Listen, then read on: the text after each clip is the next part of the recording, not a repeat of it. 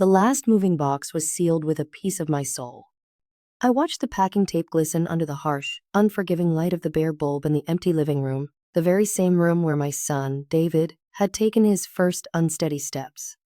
Now, at 68, I was taking my last steps out of it, leaving behind a lifetime, 40 years of memories, all for him. He stood beside me, a man hollowed out by secrets, his shoulders slumped in a way that made him look like a stranger. He couldn't meet my eyes. The weight of his gambling debt was a physical thing, a suffocating ghost that had haunted our family for months, and now it was evicting me from the only home I'd ever known as a wife and mother. This was not the golden-hued retirement my husband, Robert, and I had planned under the shade of the old oak tree in the backyard. He'd been gone 5 years, and I'd foolishly thought the worst of my heartaches were behind me, buried with him. I was wrong. Seeing the deep, shameful lines etched around my son's eyes, the way his hands trembled, was a new and exquisitely cruel kind of pain. He had confessed everything a month ago, a messy, tear-streaked scene at my kitchen table. He'd spoken of numbers I couldn't comprehend, of threats from shadowy online figures I couldn't imagine. A mother's love is a foolish, powerful, and blind thing. I didn't hesitate. The house was just bricks and wood and memories. My son was my blood and my future. But as I handed him the cashier's check from the sale, his hand trembled so violently he almost dropped it. The paper, representing the entirety of my life's equity, fluttered between us like a wounded bird. He whispered a "thank you" that sounded more like an apology, a sound so broken it cracked something deep inside me. He wasn't relieved. He wasn't grateful. He looked terrified, utterly, soul-deeply terrified. And in that moment, standing in the echo of my past, a cold, sharp seed of doubt was planted in the barren soil of my heart. This wasn't just about money. It was about something much, much darker. Comment on which city you're watching from and subscribe to the channel, because I guarantee there's more to this story than meets the eye. My new apartment was on the 3rd floor of a beige building that smelled of disinfectant and quiet desperation. It was clean, efficient, and completely devoid of character, a place where lives were stored, not lived. My furniture, the familiar, comfortable pieces from the house, looked out of place here like treasured antiques crammed into a sterile storage unit. The floral armchair where Robert used to sit and read the paper every evening was wedged into a corner, its cheerful pattern a bright, cruel mockery of my new reality. I spent my days unpacking boxes, but it felt more like burying my life one piece at a time. Each photo frame, each chipped teacup, was a shard of memory, a reminder of what I'd lost for a reason that was beginning to feel terrifyingly thin. David called every day, a ritual of guilt. His voice was always tight, strained, as if he were speaking through clenched teeth. "How are you settling in, Mom?" he'd ask, the question a hollow formality. He didn't really want to know. He didn't want to hear about the incessant hum of the ancient refrigerator that kept me up at night, or the way the paper-thin walls forced me to be a spectator to my neighbors' vicious arguments. He just wanted to check a box, to perform the duty of a grateful son. But there was no gratitude in his voice, only a deep, unending anxiety that vibrated through the phone line. I'd ask him if everything was settled, if the problem was taken care of. He'd always reply with a vague, slippery phrase. "It's a process, Mom. We're getting there." His wife, Sarah, was a different story entirely. She had stopped calling altogether. In the past, we'd spoken at least twice a week, sharing updates about my granddaughter, Lily. Now, there was only silence. When I finally gathered the courage to call her, her responses were clipped, cold monosyllables. A week after I moved, I called to ask if they could come for dinner, hoping the familiar ritual of a family meal could mend whatever was broken. "Eleanor, I don't think that's a good idea right now," she'd said, her voice like ice chips. "David isn't. We're not in a place for a family dinner." "Is he okay, Sarah? Is he still in trouble?" I pressed, my heart hammering against my ribs, a frantic prisoner in my chest. "Tell me the truth." There was a long, loaded pause on the other end of the line. I could hear her take a sharp, ragged breath, as if she were holding back a flood of words, a dam about to break. When she finally spoke, her voice was low, stripped of its earlier coldness and laced with something that sounded like pity. "The trouble is more complicated than you think, Eleanor. You should ask him what he's really using that money for. And then she hung up, leaving me with a dial tone that screamed louder than any accusation. What did she mean? My mind reeled, a chaotic storm of possibilities. David had shown me the letters, the threatening emails from some faceless online betting company. They were vague but menacing enough to make my blood run cold. Had he lied about the source of the debt? Was it something worse? Drugs? A loan shark who wouldn't just take money, but would break bones? The possibilities were a poison, seeping into my already fractured peace. The small, sterile apartment suddenly felt like a cage, its beige walls closing in on me. I had sacrificed my sanctuary, my stability, everything Robert and I had built together, based on a story that was now starting to unravel like a cheap sweater. And the worst part was the chilling, nauseating realization that my own son, the boy I had given everything for, might have looked me in the eye and told me a devastating lie. The nights were the worst. Sleep offered no escape. It was just a doorway to a past I could no longer have. I'd dream of the house, of Robert's deep, rumbling laughter echoing in the hallway. I'd see him in the garden, his strong, capable hands covered in dirt as he tended his prize-winning roses, a contented smile on his face. In these dreams, he was so real, so solid, I could almost smell the familiar scent of his aftershave. We had a good life, a simple and honest life. Robert worked hard as an accountant, always steady, always reliable. He was my rock. Our marriage wasn't a fairy tale. No marriage is, but it was built on a foundation of trust and love that I had never, for a single moment, questioned. Waking up in the sterile silence of the apartment was a fresh shock every morning, the dream dissolving into the harsh reality of the humming refrigerator and the smell of bleach. The grief for my home was now tangled with the gnawing, corrosive anxiety about David. I decided I couldn't live with the uncertainty for one more day. I needed to see him, to look into his eyes and demand the truth. I drove to his house, a tidy suburban home not unlike the one I just sold, a cruel irony that wasn't lost on me. I didn't call first. I knew if I did, he'd make an excuse, his voice laced with that familiar, strained anxiety. When I arrived, Sarah's car was in the driveway, but David's was gone. I hesitated on the front walk, my hand hovering over the doorbell, a sudden wave of fear washing over me.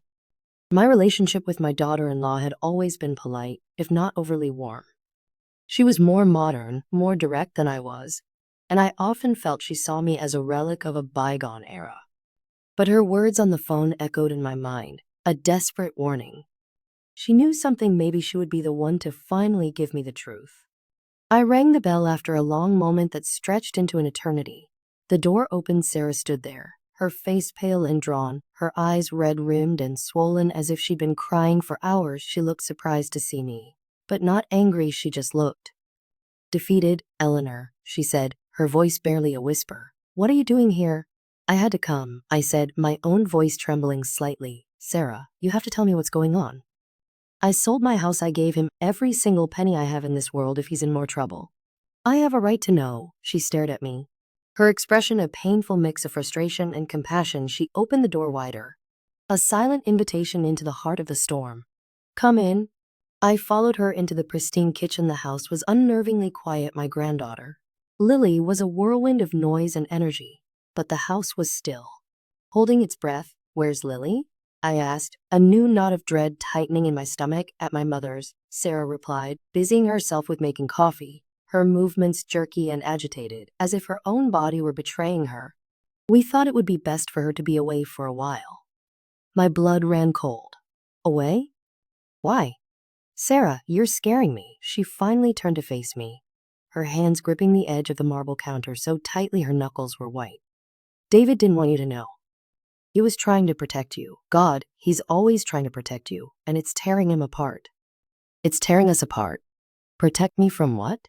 I pleaded, my voice cracking. What could possibly be worse than losing my home? Sarah let out a bitter, humorless laugh that held no joy, only pain.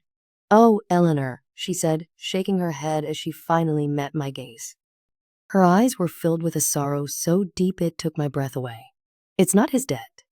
It never was." The coffee machine gurgled and hissed, the sound obscenely loud in the tense, suffocating silence. "Not his debt?" The words didn't make sense, they floated in the air between us. Meaningless and alien. What are you talking about? I whispered. I saw the emails, the threats. They were fake, Sarah said flatly. The words landing like stones. He created them himself. He needed a story you would believe, a reason you would give him the money without asking too many questions. My mind refused to process it. It was like trying to fit a square peg into a round hole. Fake? Why? Why on earth would he do that? I sank into a kitchen chair, my legs suddenly unable to support the weight of my own body. My son, my quiet, gentle, honest David, had orchestrated a massive, cruel deception for what? Sarah sat down opposite me, her face softening with a pity I didn't want. He's paying someone off, Eleanor, but it's not a loan shark, it's blackmail. Blackmail, the word itself was ugly. Sinister, it conjured images of shadowy figures in trench coats and secret, desperate meetings. Who is blackmailing my son? Sarah took a deep, shaky breath, and the story she told me was far more tangled, far more painful than anything my darkest fears could have ever imagined. It wasn't about David's future. It was about my past. It was about Robert. A few months ago, a man contacted David, she began, her voice low and steady, as if she were reciting a script she'd practiced 100 times in her head. His name is Michael. He said he had letters, photographs. Proof of something your husband did, something he kept hidden for over 20 years. I stared at her, uncomprehending. Robert? What secrets could Robert have?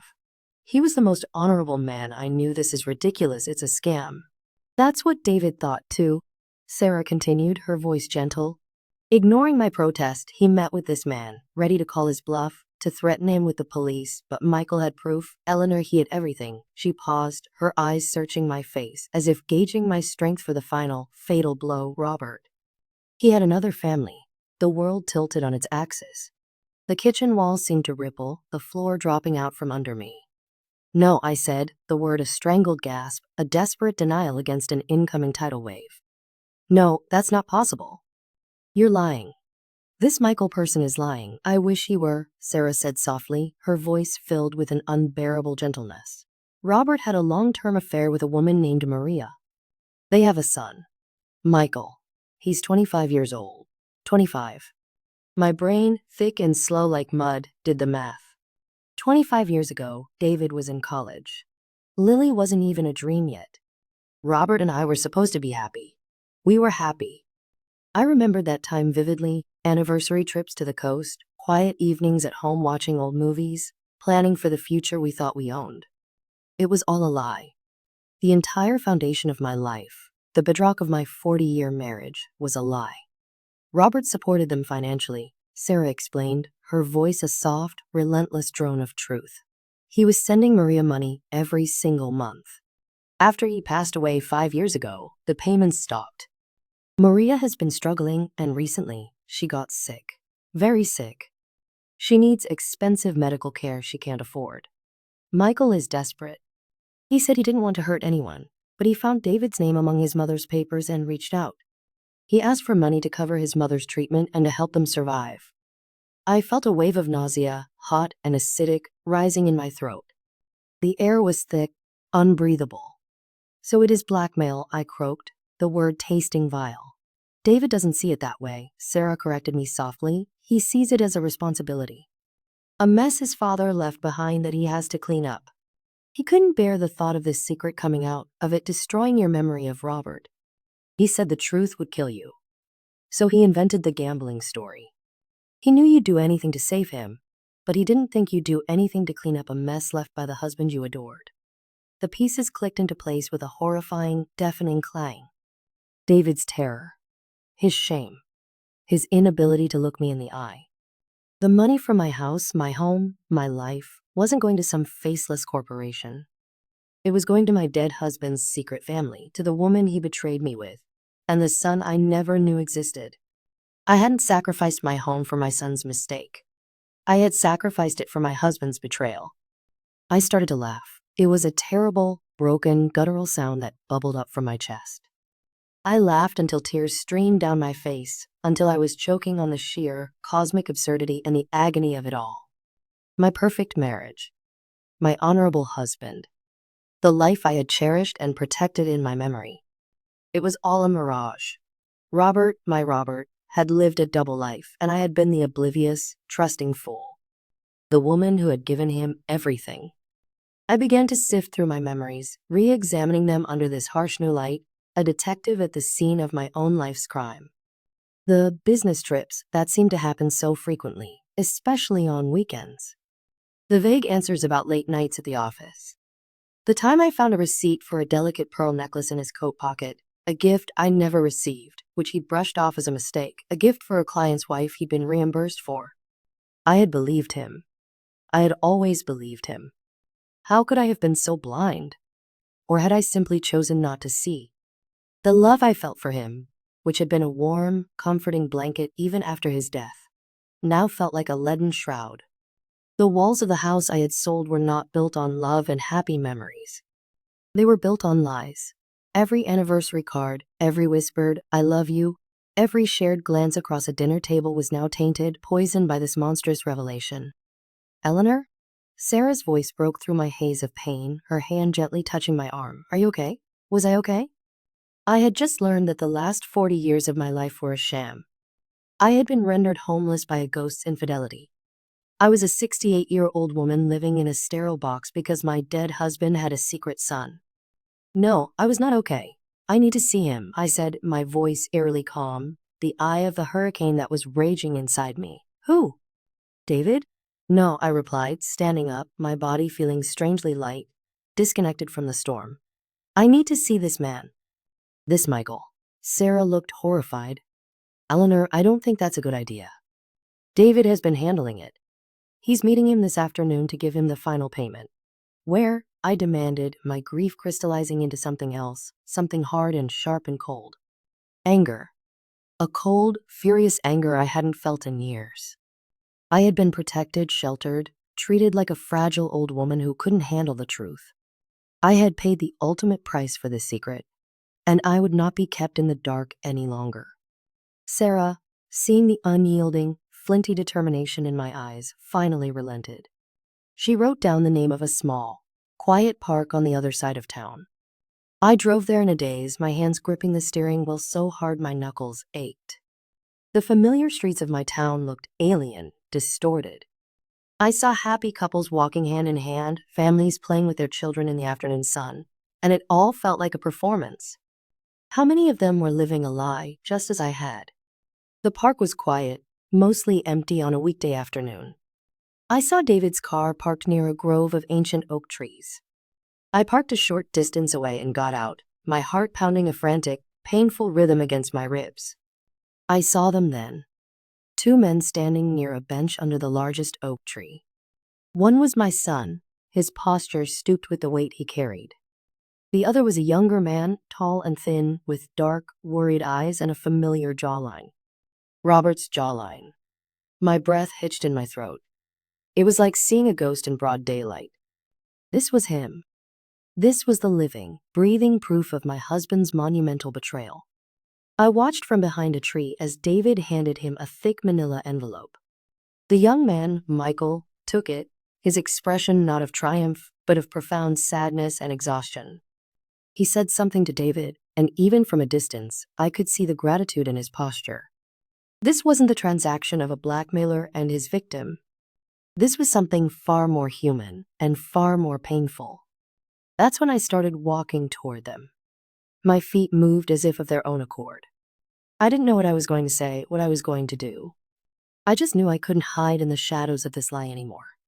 David saw me first. His eyes widened in sheer panic. "Mom? What are you doing here? You shouldn't be here." Michael turned, and his face was a mirror of his shock. He looked at me, then back at David, understanding dawning in his dark, familiar eyes. He looked so young, so lost. He looked like a boy who just wanted to save his mother. "So you're Michael," I said, my voice steady despite the tremor in my soul. I looked directly at him, at the face that was a painful echo of the man I had loved and the stranger I had been married to. "You're Robert's son." He flinched but nodded, unable to speak. "Mom, please, let's go," David pleaded, trying to take my arm and steer me away. "This isn't the time or place." I shook off his hand with a strength that surprised us both. "No, David." It is exactly the time and the place. I turned my attention back to Michael. My son told me you were blackmailing him. Michael paled, his face crumpling. No. I swear, I never. I just asked for help. My mom is sick. I found his name. I didn't know what else to do. He told me he would handle it, that he didn't want you to be hurt. Hurt? I let out that same broken laugh from the kitchen. It's a little late for that, don't you think? I looked from my son's anguished face to this stranger's face, this boy who shared my husband's blood. And in that moment, my anger shifted. It was no longer aimed at these two men, caught in a tragedy they didn't create. It settled, heavy and cold and final, on the one person who wasn't there to face the consequences. Robert. He lied to all of us, I said, the words tasting like ash in my mouth. He lied to me for decades. He lied to your mother. And he left you, his sons, to clean up his mess. Subscribe now, you won't believe the twist that's coming. I looked at the thick envelope clutched in Michael's hand. The proceeds from my life. The money from the sale of the home where I raised my son, where I grieved for my husband, where I thought my memories were safe. Is that all of it? I asked David, my voice flat. David nodded, his face a mask of shame. Yes. It's the full amount we agreed on. It's not enough, I said, the decision forming in my mind with a sudden, shocking clarity. It wasn't about the money. It had never really been about the money. It was about the truth. It was about refusing to be a silent, fragile victim of this lie any longer. I turned back to Michael. I want to meet your mother. Both of them stared at me as if I'd lost my mind. Mom, no, David said, his voice pleading. What good would that do? It would just cause more pain. I have caused enough pain. Michael whispered, looking at the ground, at the envelope in his hand. I don't want to cause any more. The pain is already here, I told them, my voice ringing with a strength I didn't know I possessed. It was created 25 years ago and has been festering in the dark ever since. Hiding from it won't make it go away. I looked at Michael, and for the first time, I didn't just see Robert's betrayal. I saw a scared young man, a son, just like mine, trying to do the right thing in an impossible situation. Your mother was lied to just as much as I was. We have that in common. I want to see her. There was a long silence, broken only by the rustling of the leaves in the ancient oak tree above us. David looked at me, his eyes filled with a new kind of respect and a dawning understanding. He had tried to protect me by treating me like glass. He was finally seeing that I was made of something stronger. Michael finally gave a slow, hesitant nod. She's in a hospice facility just a few miles from here. She doesn't have much time. The drive to the hospice was silent and heavy. David drove, and I sat in the passenger seat, with Michael in the back. Three strangers, bound together by the secrets and lies of a dead man. I didn't know what I expected to feel when I saw her. Rage? Jealousy? Righteous fury? I felt strangely numb, as if I were floating outside my own body, watching a movie about someone else's tragic life. The hospice was a quiet, peaceful place, filled with the hushed sounds of gentle care and final goodbyes. Michael led us down a sun-drenched hallway to a room at the very end. He pushed the door open, and my heart stopped. The woman in the bed was frail, a wisp of a person lost in a sea of white sheets. Her hair was thin and gray, her skin as translucent as old parchment. She was nothing like the vibrant, home-wrecking siren I had imagined in my darkest moments. She was just a woman. A sick, dying woman. Her eyes fluttered open as we entered, and they found mine immediately, as if she had been waiting. There was no malice in her gaze, no triumph, only a profound, bottomless weariness. And recognition. Eleanor, she whispered, her voice a dry rustle of leaves. I was the one who was supposed to be a secret. She knew my name. Of course she did. Robert had lived between two worlds. She must have known everything about the world he left behind each time he came to her. You're Maria, I said, my own voice softer than I intended. She gave a weak, tired nod. I'm so sorry, she breathed, a single tear tracing a path down her wrinkled cheek. I never wanted. He promised he would tell you. For years, he promised he would make things right. Another lie. A promise made to his mistress to keep her quiet, just as he'd made promises of eternal fidelity to me to keep me content. Robert had been an artist of deceit, painting two separate masterpieces of a life, and we were the unwitting, heartbroken subjects. I looked at her, at this woman who had loved the same man I had, and the white-hot anger I had been clinging to simply dissolved. It evaporated in the sterile, antiseptic air of that room, replaced by a vast, aching sadness for both of us. We weren't rivals. We were fellow victims, two women who had been sold a beautiful, hollow dream by the same charming, selfish man. I pulled a chair up to her bedside. David and Michael stood awkwardly by the door, silent witnesses to this impossible meeting. "He told me you were his whole world," Maria said, her eyes distant, lost in a memory that was also a lie. "He also told me his marriage was a duty, an obligation he couldn't escape. He said you were a good woman, but that you didn't understand his soul." Not like I did. I almost laughed. It was the oldest line in the book, and we had both fallen for it. He had told me his work was his duty, his business trips an obligation. He had built his cage of lies so perfectly that we were both trapped inside, never knowing the other existed just a few miles away. "He told me you were his rock," I replied, the words feeling foreign and bitter on my tongue. "The steady center of his life." We talked for almost an hour. We didn't talk about betrayal or anger. We talked about him. Maria told me he loved to go sailing, a secret passion he pursued on his business trips. I never knew that. I told her he always snored when he was overtired. She smiled a little, a faint ghost of a smile, and said she knew. We were piecing together a puzzle, creating a complete, flawed picture of the man we had both loved, and the man neither of us had ever truly known. He wasn't the saint I remembered, nor the villain I had just discovered. He was just a man, a flawed, weak, and selfish man who had caused an ocean of pain with his cowardice. As we were leaving, Maria grabbed my hand, her grip surprisingly strong. "The money," she whispered, her eyes pleading. "Michael told me. Your house. You shouldn't have. It's not about the house anymore." I told her, and I meant it with every fiber of my being. Take care of yourself. Walking out of that hospice, back into the bright afternoon sun, felt like waking from a long, complicated dream. The world looked the same, but everything was different. I was different. In the car, David finally broke the silence. "Mom, I am so sorry," he said, his voice thick with unshed tears. "I thought I was doing the right thing. I thought I was protecting you."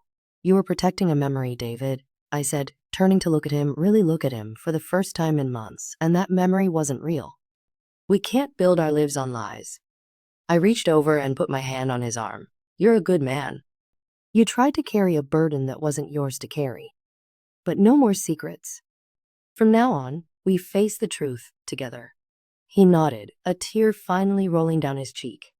For the first time in months, the deep, anxious lines on his face seemed to soften. The weight was finally lifted. The following weeks were a blur of adjustment. Maria passed away peacefully 3 days after my visit.